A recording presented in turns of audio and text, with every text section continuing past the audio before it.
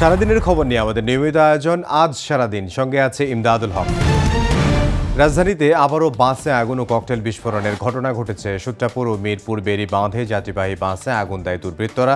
ধানমন্ডি, গুলিস্তান, কারওয়ান বাজার সহ বেশ কয়েকটি জায়গায় ককটেল বিস্ফোরণের ঘটনা ঘটেছে। গুরুত্বপূর্ণ পয়েন্টে চেকপোস্ট বসিয়ে তল্লাশি চালায় পুলিশ। রাজধানীর বাইরেও বাসে আগুন দিয়েছে দুর্বৃত্তরা। নাশকতার আগুনে গাজীপুরে পড়ল যাত্রীবাহী 3টি বাস। অল্পের জন্য রক্ষা পেলেন একটি বাসের 2 শ্রমিক। এই ঘটনায় জনমনে আতঙ্ক বিরাজ করছে। অন্যদিকে ব্রাহ্মণবাড়িয়ার বিজয়নগরে গ্রামীণ ব্যাংক অফিসে পেট্রোল ঢেলে আগুন দিয়েছে দুর্বৃত্তরা। কার্যক্রম নিষিদ্ধ আওয়ামী লীগের ঘোষিত লকডাউন কর্মসূচি ঘিরে সর্বোচ্চ সতর্ক অবস্থানে আইনশৃঙ্খলা রক্ষা বাহিনী। সম্ভাব্য নাশকতা প্রতিরোধে রাজধানীতে সাঁড়াশি অভিযান চালানো হয়েছে, বাড়ানো হয়েছে গোয়েন্দা নজরদারি।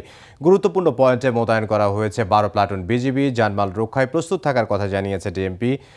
নাশকতার চেষ্টা কঠোরভাবে দমন করা হবে বলেও জানিয়েছে ডিএমপি। এর মধ্যে গ্রেফতার হয়েছে 44 জন। আওয়ামী লীগ ছাড়া অন্যরাও করতে পারে নাশকতা, সন্ত্রাস দিয়ে নির্বাচন বাধাগ্রস্ত করা যাবে না। বিএনপি মহাসচিবের সঙ্গে ইইউ রাষ্ট্রদূতের সৌজন্য সাক্ষাৎ শেষে ব্রিফিংয়ে কথা বলেন দলটির স্থায়ী কমিটির সদস্য আমির খসরু মাহমুদ চৌধুরী। তিনি আরও জানান, ভোট আয়োজনে সব ধরনের সহযোগিতা দেওয়ার প্রতিশ্রুতি দিয়েছেন ইইউ রাষ্ট্রদূত। জুলাই সনদ বাস্তবায়নে আদেশ জারি। নভেম্বরে গণভোট সহ 5 দাবি মেনে নিতে অন্তর্বর্তী সরকারকে 4 দিন সময় বেঁধে দিয়েছে জামাতে ইসলামী সহ 8 দল। 3 দিনের কর্মসূচি ঘোষণা করেন জামাতের নায়েবে আমির মুজিবুর রহমান। এর মধ্যে রয়েছে ফ্যাসিবাদীদের মোকাবিলায় 13 নভেম্বর সারা দেশে রাজপথে অবস্থান, পরদিন 5 দফা দাবিতে জেলা ও মহানগর পর্যায়ে সমাবেশ এবং 16 নভেম্বরের মধ্যে দাবি আদায় না হলে যমুনার সামনে অনির্দিষ্টকালের জন্য অবস্থান কর্মসূচি পালন করা হবে। জামাতের সেক্রেটারি জেনারেল মিয়া গোলাম পরোয়ার বলেন, সনদের আইনি ভিত্তি ছাড়া প্রশ্নবিদ্ধ হবে জাতীয় নির্বাচন। জাতীয় সংসদ নির্বাচনের আগে গণভোট হলে সর্বোত্তম হবে বলে মন্তব্য করেছেন জাতীয় নাগরিক পার্টির সদস্য সচিব আখতার হোসেন। তিনি বলেন, আওয়ামী লীগ দেশে নাশকতা ও আগুন সন্ত্রাস করছে, ককটেল বিস্ফোরণ ও বাসে আগুন দিচ্ছে। আওয়ামী লীগের সন্ত্রাসীদের দ্রুত আইনের আওতায় আনতে সরকারের প্রতি আহ্বান জানান এনসিপির কেন্দ্রীয় এই নেতা।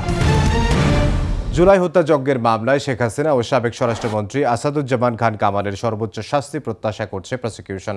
সকালে ট্রাইব্যুনালে এই কথা জানান প্রসিকিউটর মিজানুল ইসলাম। বলেন, আসামি থেকে রাজসাক্ষী হওয়ায় সাবেক আইজিপি চৌধুরী আবদুল্লাহ আল মামুনকে মুক্তি দেওয়া হবে কিনা সিদ্ধান্ত নেবেন ট্রাইব্যুনাল।